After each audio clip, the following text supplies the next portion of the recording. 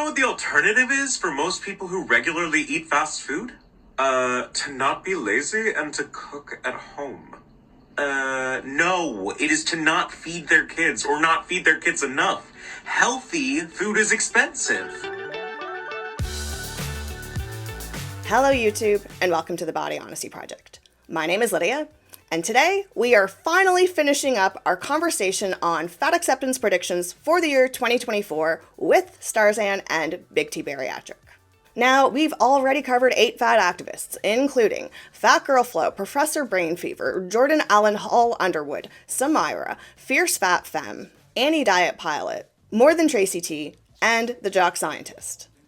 Today, we'll be rounding it out with William Hornby and Laura the British trainer, whose handle I forget at this moment. So, let's begin. If you calculate price per calorie of broccoli versus price per calorie of a chicken nugget, you are getting far more calories for much less money in a fast food meal than you would cooking at home. William Hornby. This guy is purely for shock value. I've seen him several times. Number one, just like with Jock Scientist, just like with Realistic Recovery, because I hate her new name. That's a skinny person gaslighting fat people because of social points. I think with him, it's absolutely 100%. He just wants to seem like a good person because he clearly does not practice what he preaches, because that man been skinny for 3 years. Telling people that there's more nutrition in a Happy Meal? For real. Like, what? For real. Did he just say price per calorie? Yes. Did I hear that correctly? Yes. Sure did. Mind you, there are so many fast food joints now that you can go and get broccoli through the drive-thru. Like, yeah, price per calorie is the argument. I can't. I mean, there is, like, why would you compare those two? It's like there's so few less calories in a piece of broccoli than a chicken nugget. Like, what in the world are you trying to say there? Because something has less calories in it, that it's less valuable? What he's trying to do is appeal to stupid poor people. Seriously, he's trying to do that whole thing of the food desert, or if you're poor, you don't have food available to you. Number one, shopping at McDonald's is way more expensive. Okay, Lately, absolutely. And even back then, like, if you're just smart, like, this is the problem that I have with all of these people that complain about this, because I think he's going to keep gaining. I'm going to say it right out. Because he has nothing to lose. He has no reason to. It gives him, he has none of the negative effects of being fat, none of the negative effects of the BOPO thing, all the positive, because it gets him views, it gets him social points, while he does not practice what he's preaching. But what it comes down to is none of these people that just sit there and go, oh, the same people that hate capitalism, the same people that hate corporate greed, the same people that hate the patriarchy are the same ones saying, yeah, eat at McDonald's every day. Yeah, go and demand these corporate companies to make you more clothes. Yeah, just go do this. Like, they're the same ones shilling for these companies. Instead of telling these people, okay, we understand that you live in a food desert, so here's what you can do to make sure you are nourished and do this something, because no matter what, wherever you live, it is very, very rare that all you have is one fast food chain. That would make zero sense. And I will tell you, as someone who, again, lives in the South and has driven through some rural, like, we hear the banjos playing, people got 3 teeth kind of situation, there is almost always a Dollar General, a Family Dollar, and at least one gas station that doubles as a grocery store. And some of these gas stations that double as a grocery store carry fresh produce. They might be 40 miles out in the middle of nowhere, but they also know they're the only thing. Well, for all these farmers and all these small houses out in the middle of nowhere. So they're going to carry that stuff. Go get frozen. Dollar Tree has frozen vegetables. Negligible on the safety of eating them, but it's there. Like, if you're eating canned food, yes, your canned vegetables are going to have a higher salt intake. But you buying one can of vegetables is cheaper than going and buying anything at McDonald's. So if you really want to talk about being poor, because again, I have been there. I went to the food bank a lot. And I had to learn to use food bank food. You can get canned meat, you can get canned veggies, and you can figure it out. I get frustrated sometimes when I go to the Walmart, and it's one of those Walmarts that has a McDonald's inside of it. And I'll see families that's not a thing where you are. All of our Walmarts have a McDonald's inside of them. We have Subways. Okay, we have McDonald's in them. So what I see is families go do some shopping and then go into the McDonald's and see very, very overweight families having all of these big trays of gross meals. And the thing is, the cost of feeding your family of four four different McValue meals, take 10 steps over that way. Like literally, it's right there. You can pick up a rotisserie chicken that's already cooked for you, bag of rice, bag of frozen vegetables. That costs you like a quarter of what you just spent on McDonald's, and will feed your whole family, and will take you about 5 minutes to prepare. They don't want to hear that because you're right. You're 100 rice, frozen veg, the chicken's cooked. 3,000% right. And that's like Nishiki, which is, in my opinion, the superior rice brand out there. You can literally buy little dishes of it, $5, that you pop in the microwave for a minute. Okay. And I will tell you right now, there's this brand I like called BB Go. Okay. They have the same size bowls that come with abalone or fish. They're 150 calories. And it's a damn good little meal. And all I did, that's when I can't wait to order more of them. You take that little dish, and here's what I did to amp up the protein. I pan-seared 3 eggs. Mm-hmm. That's it. And it's exactly what you're saying. Like, I understand that it seems difficult, but it's because you allow yourself, just like me, to say, well, that's too stressful. Oh, that's not possible. Oh, I'm starving myself. And it's disgusting to me. And why it's disgusting is because you allow these people to manipulate you into feeding into the exact entities you claim you hate and rail against. If you go into any Walmart, there is always a discount section. There is always a discount section. Again, I don't know about any other YouTuber, but I can tell you, I've walked the walk, I've talked the talk, I've been Po. I've been Po. I understand. I understand having to budget. Yes, I don't have kids, but 90% of the BOPO don't either. They're all single women, typically living with their parents or a roommate, sitting here whining about what they don't have. And my husband and I have been living by ourselves now for 11 years. And yeah, we've had to work where we haven't seen each other. There was one period where we didn't see each other for 2 weeks to make sure we have money. But we made sure of it. So don't sit there and tell me that I don't understand the struggle and, oh, it's easy for you to say and you're a place of privilege and no, it's called using your brain. And these people just sit there and tell everybody, like this guy, it's easy for guys like him to say this because, one, he's always dressed nice, his skin's always looking good, his hair's always trimmed properly. And so, you know what that tells me? Dude's always fine monetarily. And he makes money off of manipulating you. So yeah, again, gain, because he has everything to gain while all of you lose. His biggest message is always centered around, it's not your fault. Society, environment, everyone else has put this on you. You have to choose fast food. You don't have a choice. Like he makes, what I really detest about William is I feel that he was pushing people into self-pity. Every one of the videos is pushing, oh, Tony, it's not your fault. You didn't have a choice. You didn't have a choice to eat like that. The people around you pushed you to. You didn't have any opportunities. Like, that's the way he presents himself. Let me give you my experience, all right? And I know it's not the same for everybody, but I always second guess people who say there's absolute food deserts out there. Now, let me tell you why. This is just from my experience, though. I lived in the ghetto of Flint, Michigan for 2 years. You know, the place where they had all that bad water and everything. And still do. Yeah, they still do.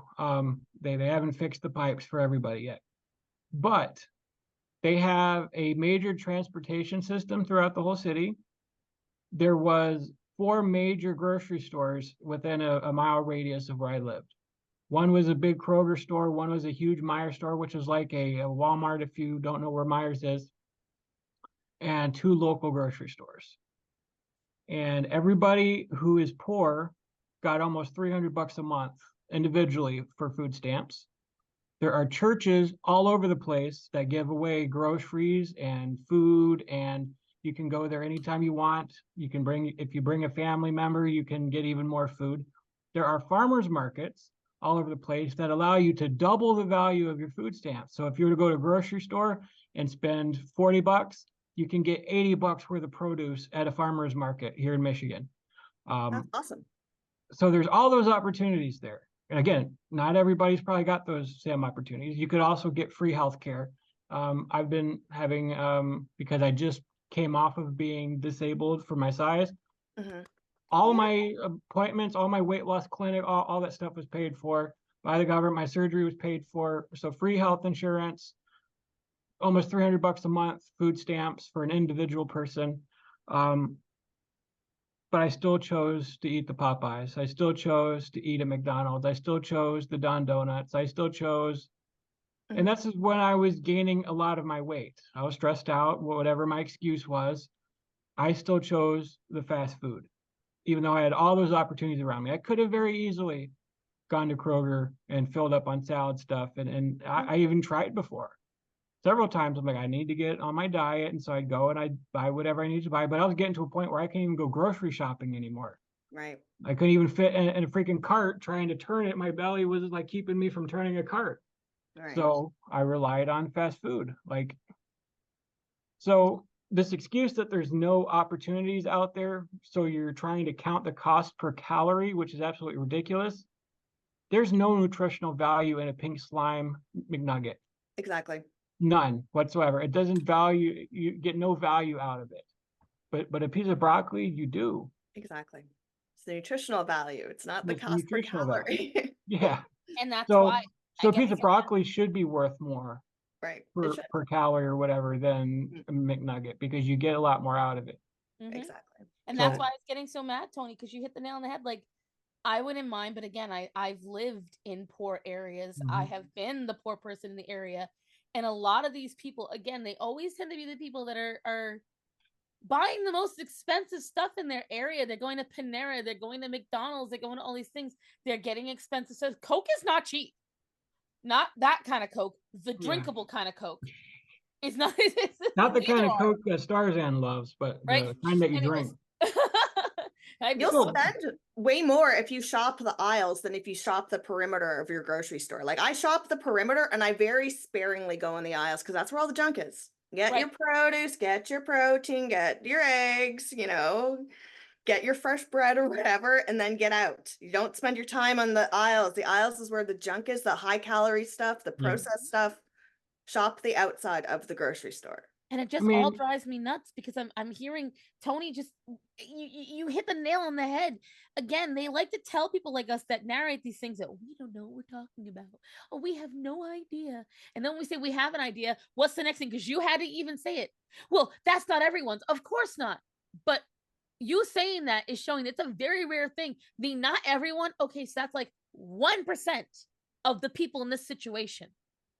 Okay, because most of the people that are in a true desert or in a true small town, they're literally going to their home church. They're going to their aunt. They're going to the neighbor, and they're cooking their own food or they're growing their own food.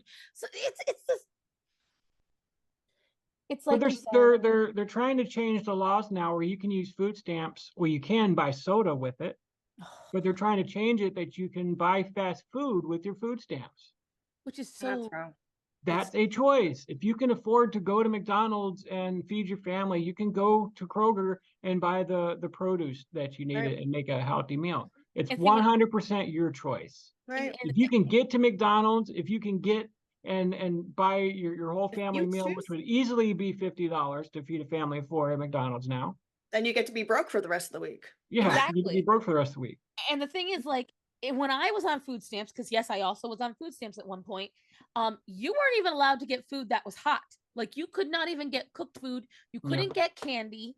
You couldn't get certain prepared foods because the idea was we're not here to make you fat. We're here to teach you how to buy yourself food.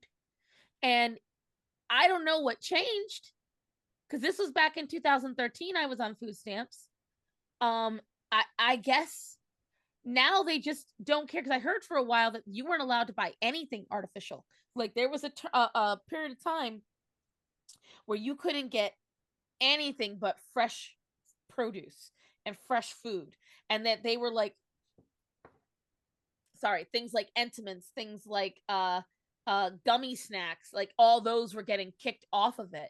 And now you're telling me that they're like completely reversing that. Mm-hmm. And they're not only reversing it, they're doubling down on the lack of, it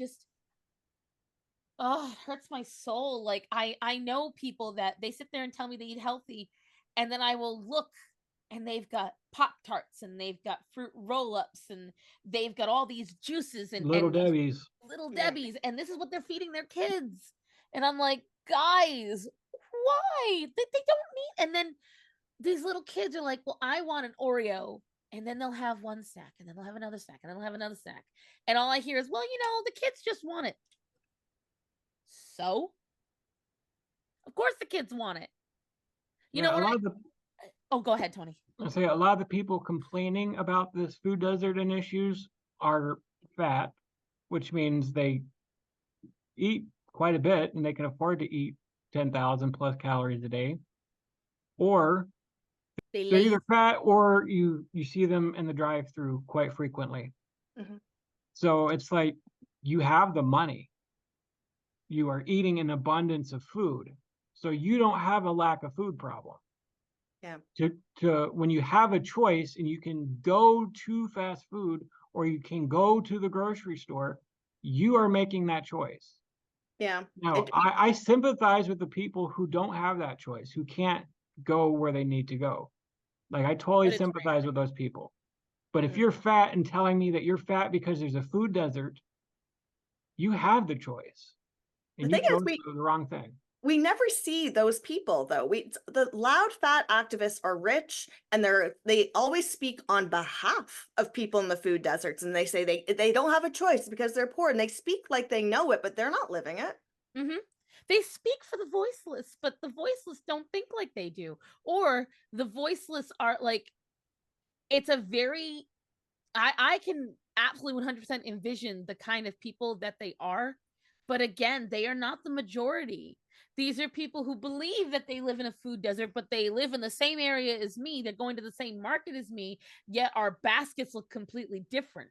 Yeah. And they're spending triple the money that I'm spending. So the only reason they're able to afford that is because they're using that pretty little card. So are you really living in a desert, or are you just not educated? Which goes all the way back to what Tony and I were saying in what you said earlier with, again, realistic recovery. Is it that you live in a food desert, or is it that you weren't taught right and now you don't believe there's any other option? Right. So I'm going to say that William will be a gain because he has got nothing to lose. I don't know if he's going to be popular, but I'm just going to say he's not going to go anywhere. He has he might not have as much content, but I don't think anyone's pushing him out because there's no reason. Good filler. He's just like that other one I said. It's not that he's going to get knocked out. It's that he's good filler. Right. Okay, and I have one last one, and it's another grifter. One last one. Oh, Lord. What they're actually doing is perpetuating the lie that us humans are healthier when we are smaller, which is simply not true. Okay, that's the last one, and that is LauraTheTrainer from the UK. And she is the one who's notorious for comparing things like a McDonald's hamburger versus a cookie, or a diet cookie versus a Subway cookie. And she talks about calories and stuff like that and says that don't let them fool you. The fast food stuff can be just as healthy. But Laura is a bit of a liar because she talks about things like a hamburger or a cheeseburger, something really, really, really small, tells her viewers to go eat McDonald's, and you damn well know that they're going out there and eating like double Big Mac meals and extra large fries, when she is literally comparing the kid's little hamburger. Then who is actually going to McDonald's? What adult is going to McDonald's and ordering the kid's hamburger? No one. I think that's a terribly ignorant way of thinking about it, because I really hate this argument that just because you're smaller doesn't mean you're healthier. Well, if you're bigger, you're definitely not healthier. I mean, even if you're not showing any symptoms, any problems with your weight, doesn't mean that you're healthy. I've had doctors tell me that before. Tony, you're just a skinny person in a big person's body. You have all this fat on you. We couldn't find anything wrong with your blood markers, or everything's fine, but you are bigger. But it's an accumulated effect on your body. Over time, my knees started to go out. Over time, my liver started to get fatty. Over time, my organs started struggling under it, and I had to get gallbladder surgery because of it. And just so many different things started happening. Fat doesn't hit you all at once, and then all of a sudden you have all these issues. It accumulates over time. Your body starts to break down. Your back can't handle it anymore. Your ligaments and just you roll your ankle and you and when you fall down, it's like all these things start happening over time. Then it's so just this whole stupid argument that just because you're smaller doesn't mean you're healthier. Guess what? I went to Wendy's last week and I got a burger without the bun, which was 2 patties and some vegetables, and I got a separate chili for later, and I had that was my dinner. That was part of my diet. I could do that because I'm on a high protein diet. I didn't totally eat the reasonable. carbs. It was within my caloric limit. There was vegetables. I had the protein that I needed. I didn't get French fries. I didn't get a large Coke. I didn't have all this extra sugar. So yeah, you could definitely go to fast food and make choices. And make the right choices and get what your body needs and stay within your diet. You don't have to completely revoke all of this food that you loved before. You can still have a slice of pizza, but take the toppings off if you're on a high protein diet. You can still go get your favorite burger, but just get it without the bun.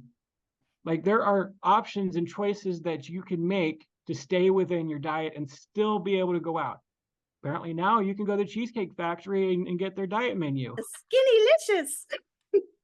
I mean, it's 100% your choice on how you want to eat.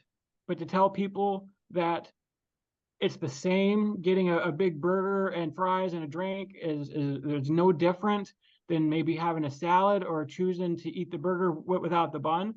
It's absolutely ridiculous. Like, some of those buns, man, like the Subway roll, I think I was reading that it in Ireland it's not even considered real food. It's considered sugar in it.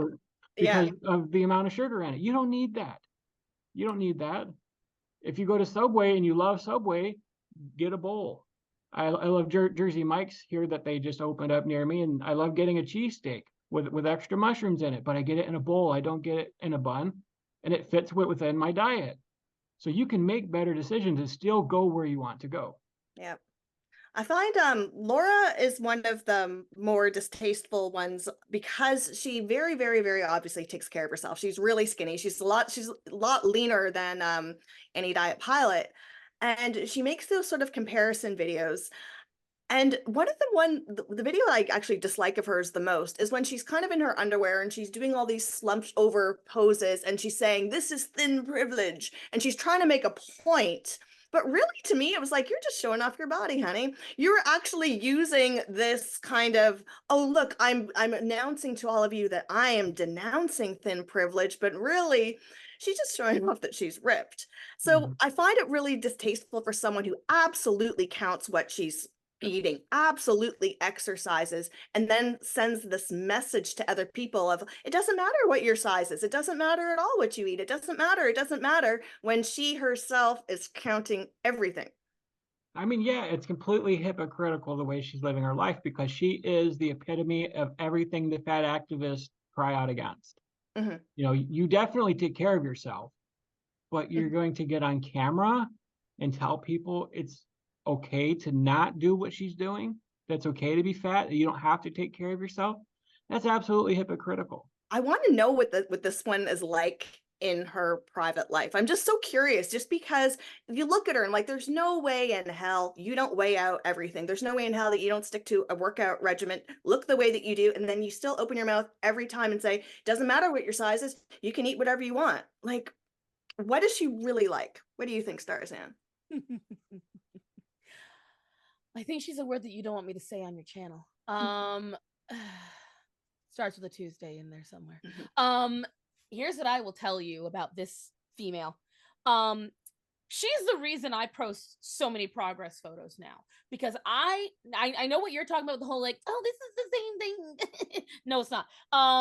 She was the one that said posting progress photos was cruel and fat phobic. Yes. And I actually would present, you know, let's say you're an artist. Okay. Mm-hmm. If I showed only artwork like this, okay, and I then just never looked back at it again, okay, would I ever improve to be able to draw? I genuinely want to know, because she would sit there and say that that is fat phobia. But would I have been able to get to this point of being able to do all that if I didn't once in a while look back and see where I've done and see what I screwed up on? See, that's the problem with the women like her, like you said, very much like Realistic Recovery, whatever the hell her name is now. She very much, very clearly, because she's, I don't know if you know, she is a fitness trainer. Like, I think she got fired. I think she used to work at Orange Theory and then she got fired. Oh my God, I love that. I don't care.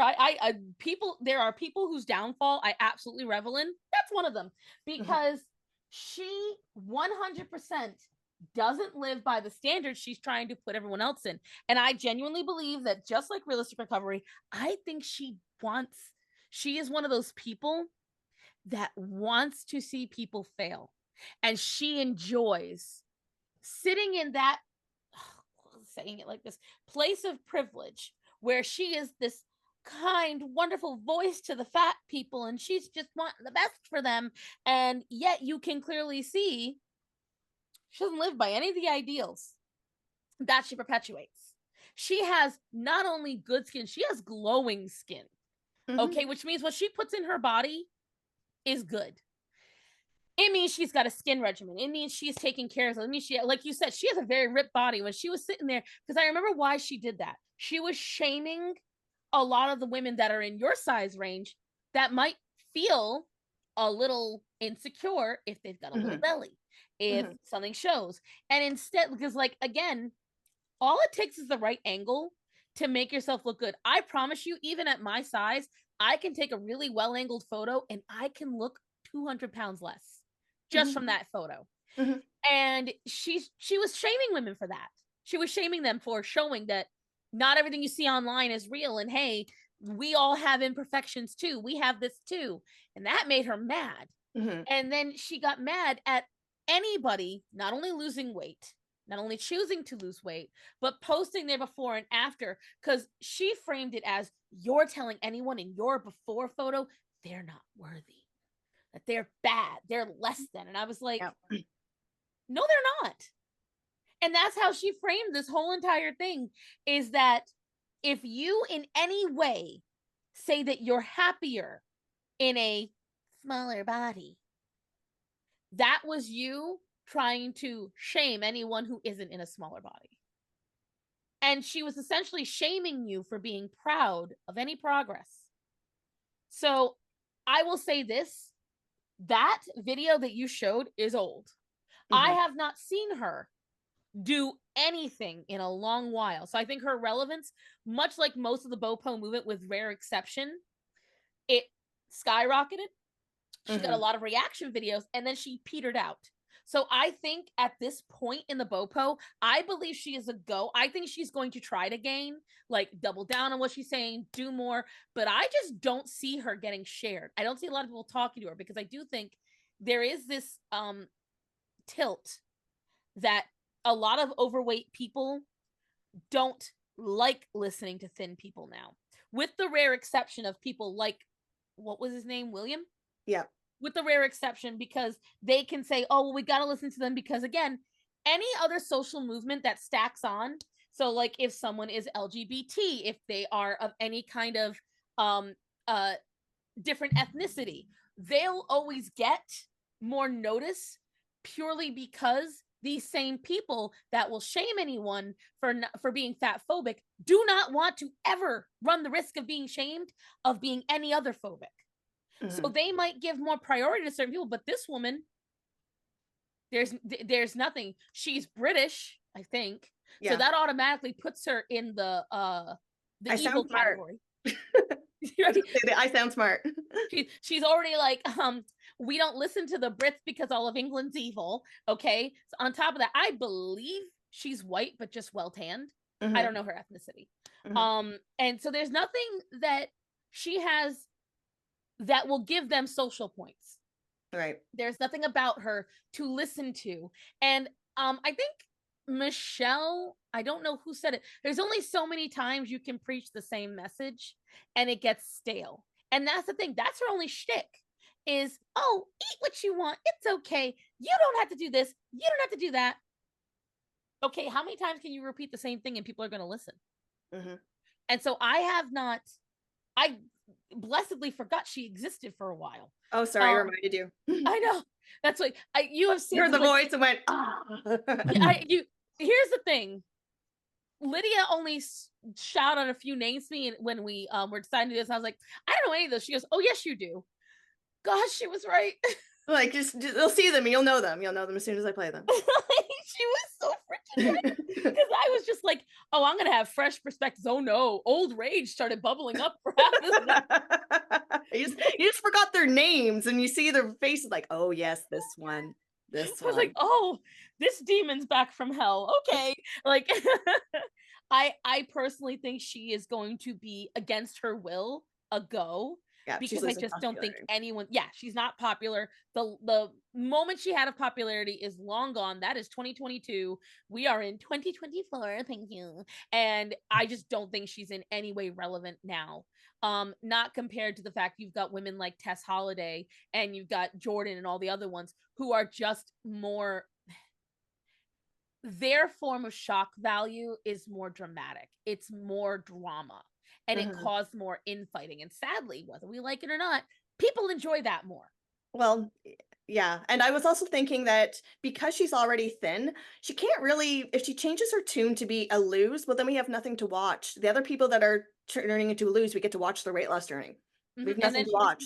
Catering to the thins. Yeah, and then she's like everyone else. So yeah, I agree. I think that she's going to be more of a go this year because she's going to lose her relevance, especially with everyone else the people that are losing weight. If she changes her tune to align with them, well, then she's just like every other single fitness influencer. She's nothing special. We have no weight loss journey to watch.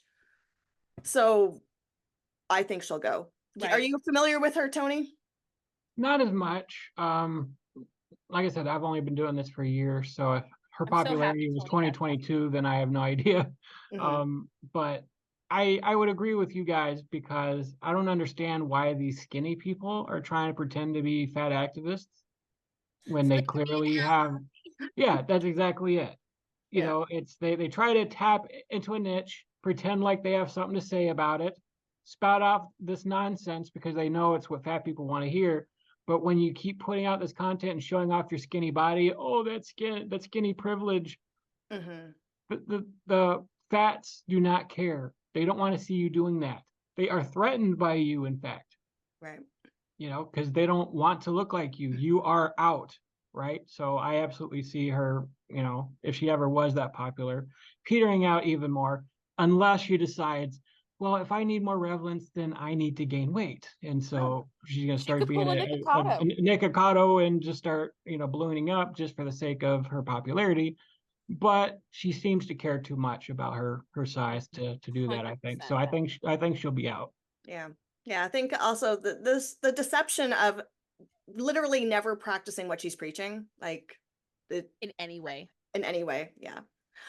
Alrighty. Well, we have been on this call for like 2 hours now. Almost 2.5. Yeah, you guys are so talkative. My God. So thank you so much for joining me today. I'm actually very happy that I actually paid for a Zoom license so that I didn't need to kick you guys off every 40 minutes. So I knew that was already paid for. So we're good on that front because I'm doing this more often. So I didn't mind buying one. I will be editing this. This will probably be posted in 2 parts because I don't think that anyone's going to watch 2.5 hours.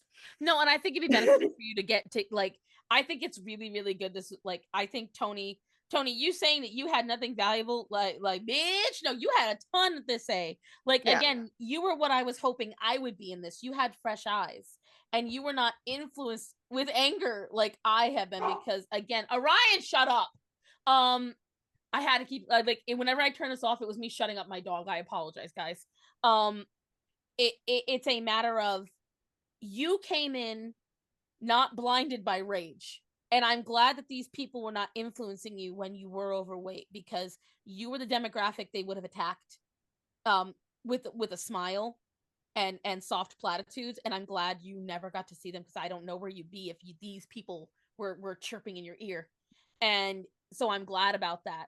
And what you had to say was really good. So I don't want to hear you doubting yourself, because you had tons to say.